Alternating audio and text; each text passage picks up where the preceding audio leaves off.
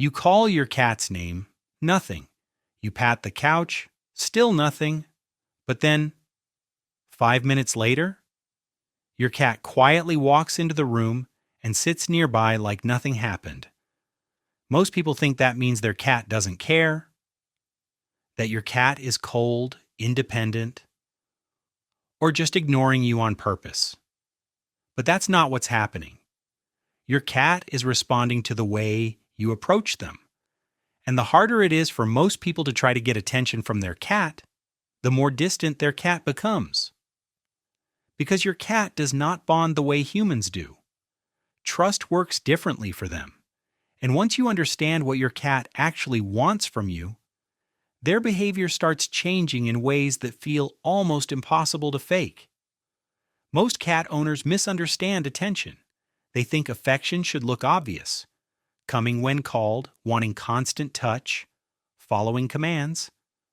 But feline behaviorists note that your cat values something else first: safety, control, choice.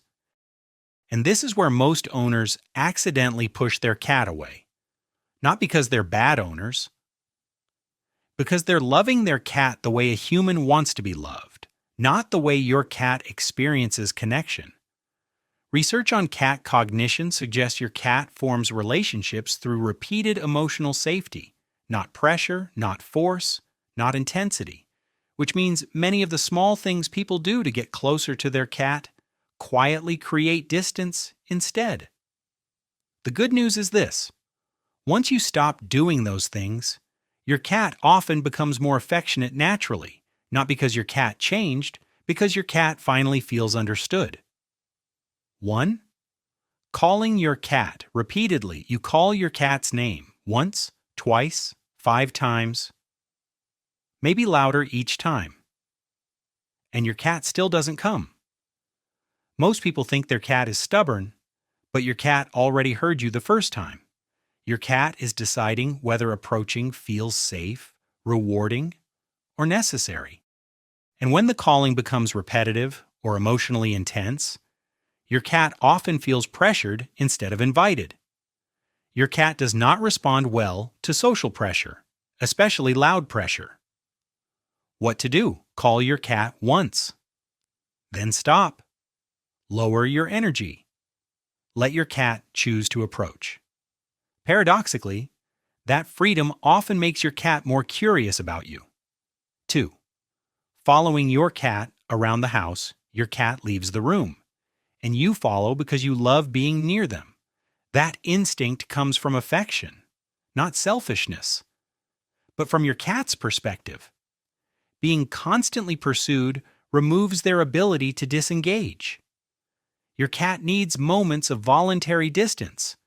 That distance is not rejection. It's emotional regulation. And if your cat sometimes sits near you quietly without interaction, that's already a sign of trust. Many people miss that completely.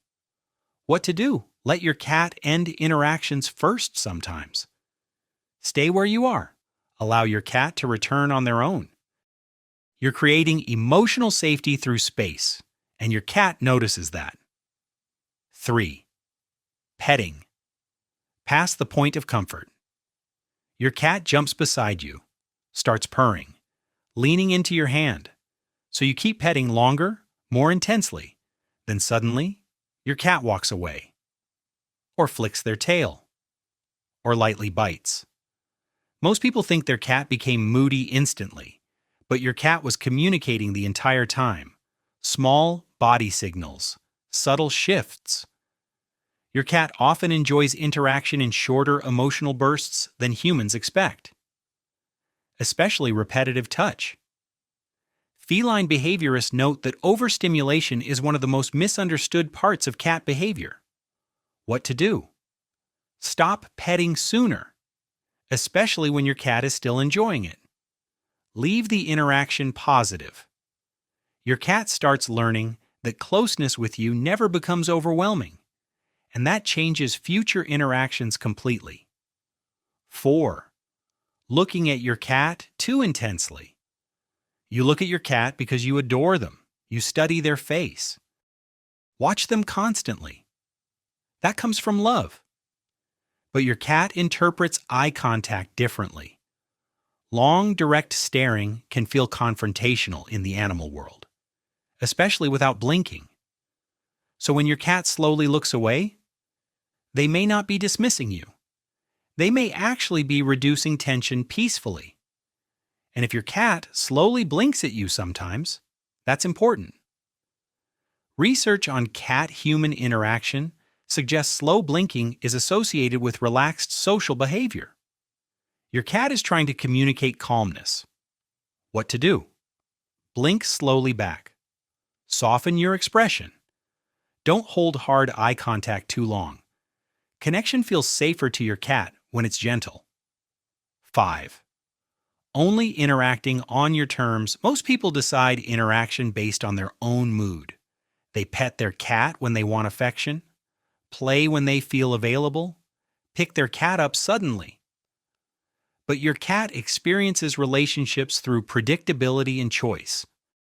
When interactions only happen on human timing, your cat starts becoming cautious.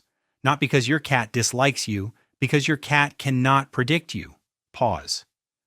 And unpredictability creates emotional distance faster than most people realize. What to do? Create small, consistent rituals. A calm greeting, a play session at the same time, a quiet moment before bed.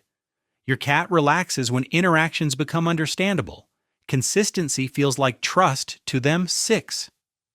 Ignoring their need for quiet presence. Sometimes your cat enters the room and does nothing. Just sit nearby. Most people overlook this because humans often think affection must be active. But your cat communicates closeness differently.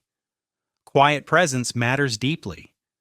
Your cat chooses to share space with you without needing anything is often one of the strongest forms of trust. You are part of your cat's safe environment. And honestly, if your cat regularly stays near you quietly, you've already built something meaningful. What to do? Do less in those moments. Don't always reach out. Sometimes we just coexist peacefully. Your cat often feels closest to you when there is no pressure at all. 7. Reacting emotionally to rejection. Your cat ignores you one day, avoids touch, walk away. And emotionally, it hurts. So you try harder. More calls, more touching, more effort. But your cat is not rejecting your love. Your cat is protecting their comfort. That's different. This is the part most people misunderstand. Your cat does not measure love through constant attention. Your cat measures safety, freedom, respect for boundaries. And strangely, the moment your cat feels less emotionally chaste is often the moment they begin choosing you more often. What to do? Stop treating every moment of distance like failure. Give your cat room to return naturally, and when they do, receive it calmly. That calmness becomes magnetic to your cat over time. Your cat was never trying to ignore you. Your cat was responding to energy, pressure, timing, intensity. And once you understand that, everything starts feeling different. Because the goal is not forcing affection from your cat. It's creating an environment where affection happens naturally, quietly, freely, on its own. And the beautiful part is this. Your cat often wants connection far more than people realize, just in softer ways, slower ways, safer ways. So the next time your cat walks away, don't immediately chase the moment. Pause. Give your cat space to choose you. Because when your cat comes back voluntarily, that connection is real. And learning how to create that feeling for your cat is one of the deepest forms of care you can give them.